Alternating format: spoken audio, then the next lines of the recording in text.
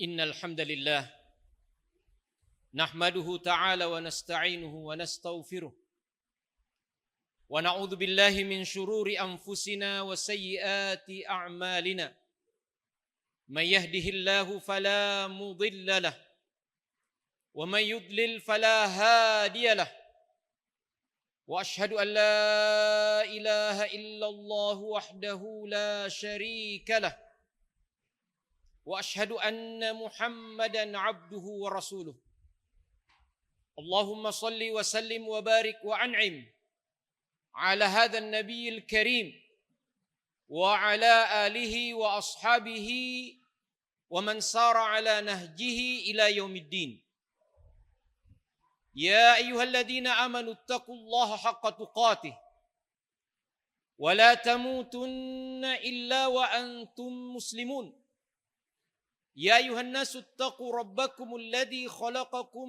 من نفس واحدة وخلق منها زوجها وبث منهما رجالا كثيرا ونساء واتقوا الله الذي تساءلون به والأرحام إن الله كان عليكم رقيبا يا أيها الذين آمنوا اتقوا الله وقولوا قولا سديدا يصلح لكم أعمالكم ويغفر لكم ذنوبكم ومن يطع الله ورسوله فقد فاز فوزا عظيما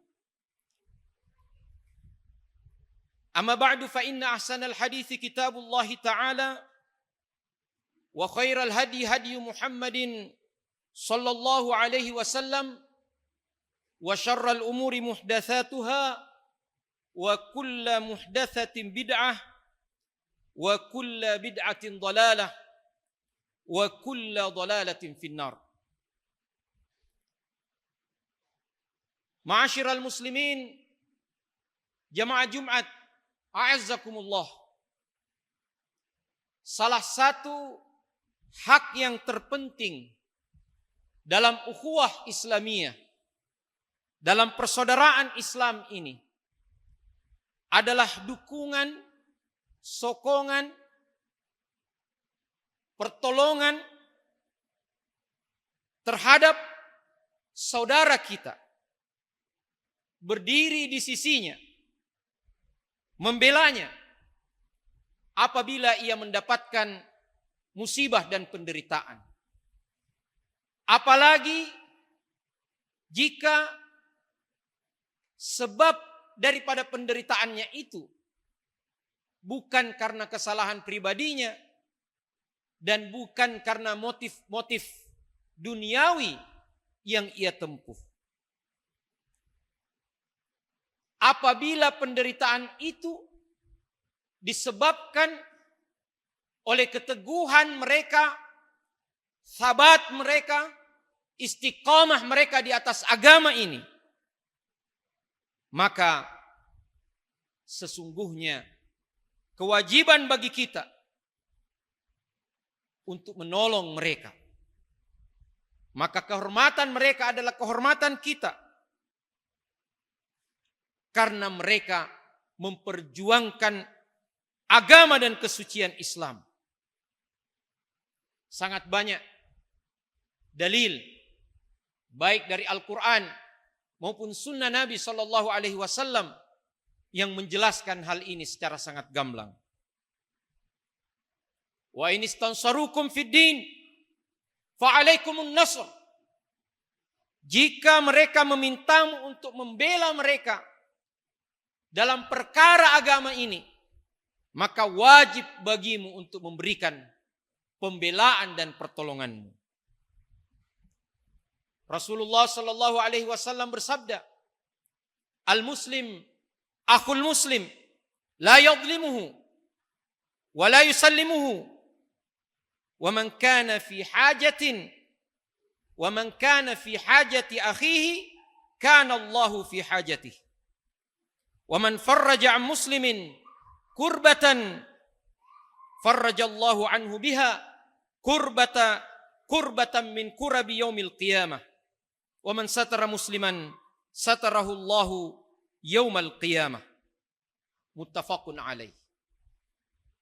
Seorang muslim adalah saudara bagi muslim yang lain. Dia tidak menzoliminya. Dia tidak mengkhianatinya. Maka siapapun yang memenuhi kebutuhan saudaranya, maka Allah juga pasti akan memenuhi kebutuhannya.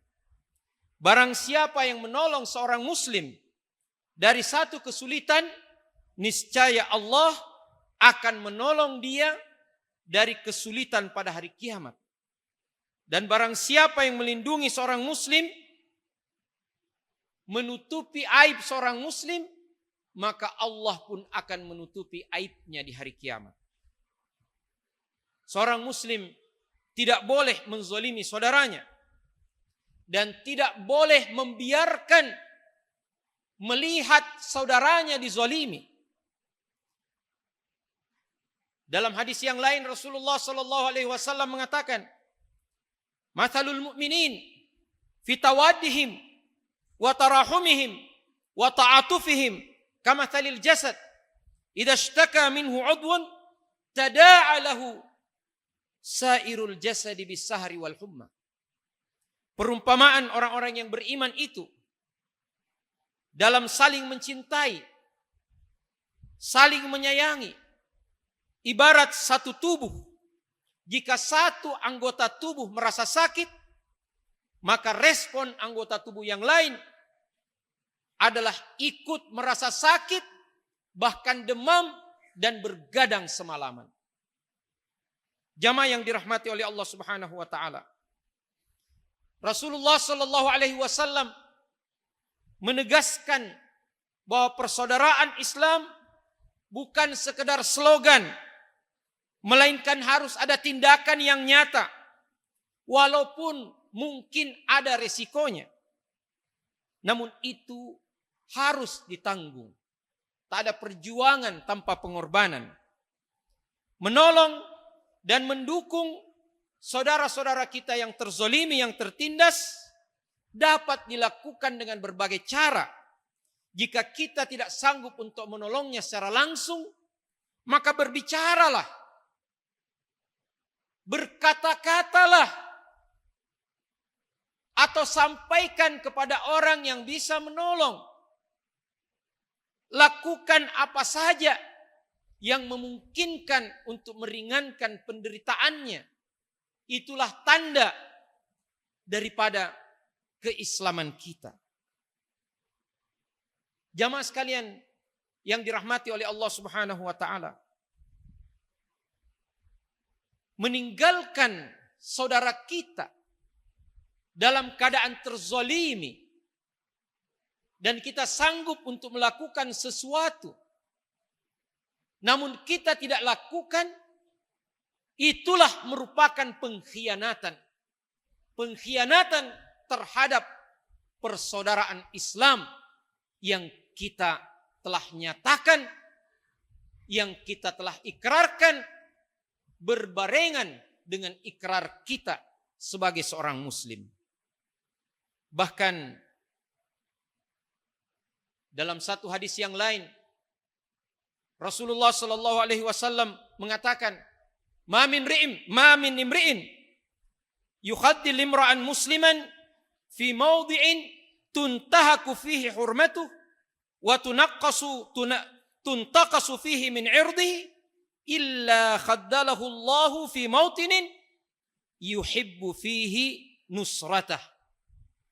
Wa ma min imri'in yansuru musliman fi mawdi'in yuntaqasu fihi min 'irdihi wa yuntahaku min hurmatih illa nasarahu Allahu fi mautinin yuhibbu nusratah. Tidak ada seorang pun yang meninggalkan seorang muslim di satu keadaan di mana kesuciannya dilanggar, kehormatannya direndahkan, melainkan Allah akan membuat ia berada dalam kondisi di mana ia mengharapkan pertolongan, namun Allah akan membiarkannya tanpa pertolongan. Dan tidak ada seorang pun yang menolong seorang muslim dalam satu keadaan di mana kehormatannya dilanggar, kesuciannya direndahkan, melainkan Allah akan menolongnya satu saat pada saat ia membutuhkan pertolongan pula. Jamaah Jumat rahimakumullah, hari ini sampai detik ini darah belum berhenti mengalir, bahkan bersimbah di bumi Palestina. Kota Gaza yang mulia, tempat para penghafal Al-Quran dilahirkan, tempat para mujahid dibina, tempat orang-orang tua berzikir, para wanita-wanita muslimah menjaga kehormatannya, anak-anak kecil mendendangkan nasyid-nasyid perjuangan. Hari ini mereka menghadapi kezaliman yang tiada tara. Sampai detik ini, bom, serangan udara, serangan darat masih berlanjut dan bahkan lebih dahsyat, lebih kejam dari Yahudi Zionis laknatullah alaihim. Yang menjadi masalah jamaah sekalian yang dirahmati oleh Allah Subhanahu wa taala, jangan sampai kita menjadi orang-orang yang berkhianat terhadap saudara-saudara kita di sana tanpa kita sadari. Mengapa saya katakan demikian? Dengan menyebarnya teknologi informasi dan komunikasi, mungkin setiap hari menjadi pemandangan, menjadi tontonan yang kita lihat dari penderitaan-penderitaan itu. Dari organ-organ tubuh yang terlepas, dari anak-anak yang kehilangan bapak, bapak yang kehilangan anak, suami kehilangan istri, istri kehilangan anak, masjid, rumah sakit, tempat tinggal telah habis. Bahkan bom fosfor putih membuat banyak tempat menjadi demikian beracun yang ada di Gaza. Jangan sampai pemandangan ini telah membuat kita biasa-biasa saja melihat itu. Dan kita kehilangan sensitivitas, kepekaan lagi. Menganggap hal itu sudah biasa. Jika itu ada pada diri kita, maka ketahuilah kita sedang melangkah menuju arah pengkhianatan terhadap umat ini. Agar kita tidak terjatuh dalam kondisi hati yang hina seperti itu, maka hendaknya kita perhatikan beberapa hal berikut. Yang pertama adalah bahwa tujuan kita untuk menolong saudara-saudara kita di sana dengan apapun yang kita sanggupi, bukan karena sekedar belas kasihan, tetapi itu adalah merupakan bagian daripada iman dan akidah kita. Masjidil Aqsa adalah tanah suci kaum muslimin, ardul muqaddasah, masra Rasulullah sallallahu alaihi wasallam, bawabatus sama. Dia adalah tanah suci, tempat Isra'nya Rasulullah sallallahu alaihi wasallam, pintu gerbang langit menuju Sidratul Muntaha dalam Mi'raj Rasulullah sallallahu alaihi wasallam. Berkumpul di sana para nabi pada malam Isra' Mi'raj dan salat di belakang Nabi sallallahu alaihi wasallam, dan tidak akan pernah lagi terulang peristiwa paling dahsyat seperti itu di atas permukaan bumi ini. Tanah itu telah melahirkan para mujahid, para ulama, para salihin. Hari ini tergadaikan kehormatan kaum muslimin ketika tanah itu masih terjajah oleh abnaul qiradati wal khanazir, al-yahud Zionis laknatullahi alaihim. Maka hal ini harus terpatri pada jiwa kita. Yang kedua, jamaah sekalian, perlu untuk diketahui bahwa kita tidak boleh berleha-leha, terpesona, terperdaya dengan permainan sendagurau kehidupan saat kita lebih peduli tentang skor akhir sepak bola daripada apa yang terjadi di sana. Ini menjadi pertanda perlunya kita mempertanyakan walak kita. Ketika kita asyik bertengkar untuk masalah-masalah furu'iyah, memenuhi lembaran-lembaran sosial media untuk membela diri, menyerang kawan, menghilangkan ukhuwah, jengah rasanya melihat perseteruan yang tidak berkelas seperti itu di tengah keadaan umat yang sangat menyedihkan hari ini. Musuh telah merajalela, nyawa-nyawa telah melayang, masjid-masjid telah dihancurkan, rumah sakit di bumi hanguskan, pasien-pasien yang sedang sekarat pun ditarik keluar,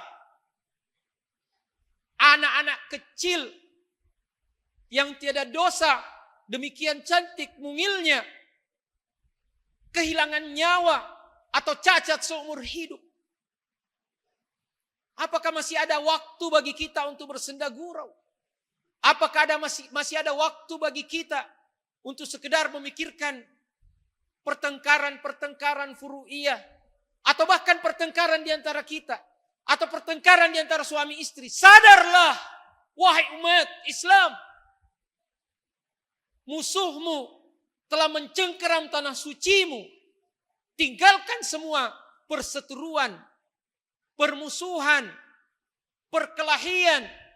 Rapatkan safmu, rapatkan hatimu untuk perjuangan yang suci ini. Apakah kita tahu seorang Mahmud Nuruddin Az-Zanki bahkan diriwayatkan sudah tidak pada saat Al-Aqsa direbut oleh kaum salibis, dan datang berita bahwa ada seorang muslimah yang dilecehkan di sana. Sejak saat itu dia sudah tidak bisa lagi ketawa, bahkan tersenyum. Mungkin kita tidak harus seperti itu. Kita juga mau melanjutkan hidup kita. Tetapi yang dituntut adalah bahwa perhatian kita harus full. Perhatian kita harus penuh untuk masalah ini. Jamaah yang dirahmati Allah. Dan yang terakhir, untuk menghilangkan ketidakwarasan pada diri kita. Ketahuilah bahwa saudara-saudara kita yang ada di bumi Ribat Palestina, baik yang ada di kota Al-Quds, baik yang ada di Gaza, yang ada di tepi barat, dengan berbagai kesederhanaan mereka, kebersahajaan mereka, kekurangan manusiawi mereka. Merekalah yang mewakili kita menghadapi penjajahan itu. Bertahan melindungi Baitul Maqdis. Mengorbankan anak-anak mereka, ibu-ibu mereka, bapak-bapak mereka, bahkan nyawa dan harta mereka. Maka malulah kita ketika kita tidak memiliki perhatian atau memiliki perhatian yang angin-anginan untuk perjuangan yang suci seperti itu. Semoga Allah mengampuni kita. Semoga Allah menunjuki kita. Semoga Allah memberkati kita dengan kesedihan kita, dengan kemarahan kita, dan dengan pembuktian daripada nusrah yang menjadi wajib bagi kita. Aqulu qauli hadza wa astaghfirullah li wa lakum wa lisairil muslimina min kulli dam innahu huwal ghafurur rahim.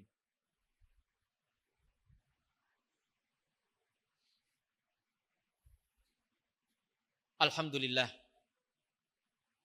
Alhamdulillahi ala kulli hal. Wassalatu wassalamu ala nabi wassahbi wal al. Wa man sara ala nahjihi ila yaumil ma'al. Kaum muslimin rahimakumullah. Dalam satu hadis yang menukik rasa imani kita, menuntut pembuktiannya adalah sabda agung dari manusia teragung Rasulullah Muhammad sallallahu alaihi wasallam.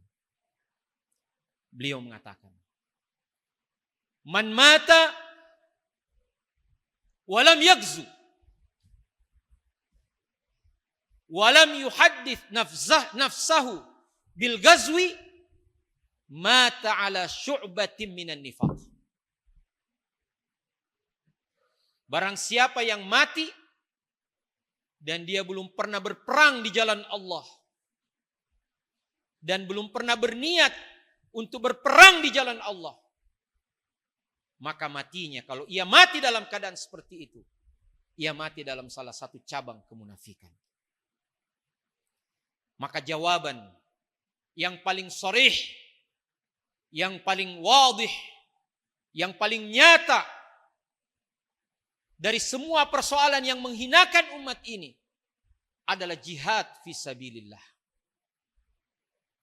Jika langkah-langkah kita belum bisa sampai di sana, maka tangan-tangan kita ini, jempol-jempol kita ini, jangan kita khianati hanya untuk menekan tuts daripada screen HP kita, memposting hal yang sia-sia, memposting hal yang tidak berguna,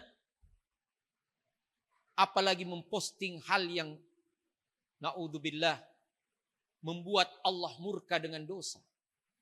Setiap dosa, setiap maksiat adalah langkah mundur untuk kemenangan. Maka jihad kita akan bermula pada diri kita, untuk menyiapkan diri kita sebagai mujahid yang sesungguhnya. Bermujahadah untuk menjadi seorang yang soleh, yang pantas untuk mendapatkan nikmat jihad itu. Saya sering merenung, mengapa kita ditakdirkan hadir di bumi yang aman-aman saja ini? Alhamdulillah. Dan kita tidak ditakdirkan untuk bisa berada di sana membela kaum muslimin dengan nyawa kita. Apakah ini tidak berarti bahwa kita sedemikian jauh dengan nikmat jihad itu? Dengan nikmat syahadah itu? Ataukah kubangan lumpur dosa telah membuat kita semakin jauh terpuruk? Maka saatnya untuk bangkit. Saatnya untuk membuktikan kepada Allah bahwa iman kita masih ada. Saatnya untuk berjihad dengan apapun yang kita miliki. Allah tidak akan menghisap kita atas apa yang kita tidak sanggupi. Tapi Allah akan menghisap kita atas apa yang kita sanggup lakukan, namun kita abai, lalai untuk melakukannya.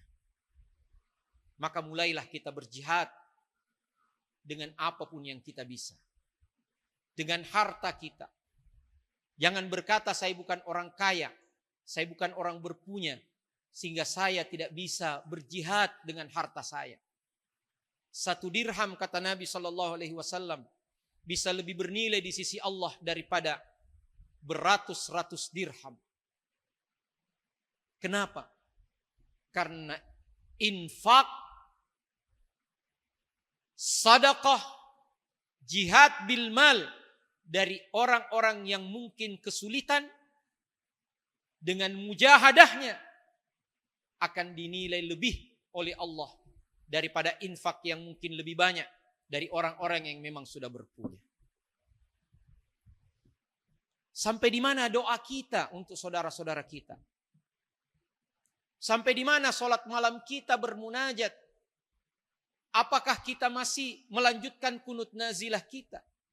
Apakah energi pertolongan kita sekedar untuk berdoa telah habis?